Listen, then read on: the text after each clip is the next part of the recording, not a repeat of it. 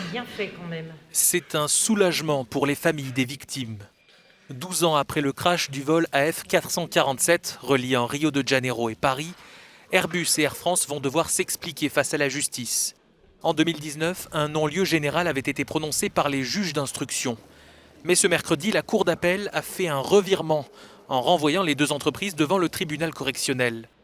Daniel Lamy préside l'association Entraide et Solidarité AF447.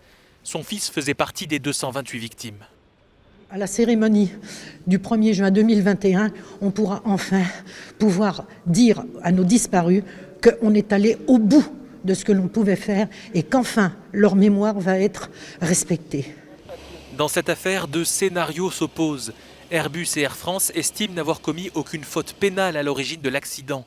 Les juges d'instruction étaient allés dans leur sens, en affirmant que l'accident s'expliquait par une conjonction d'éléments inédits et difficilement prévisibles.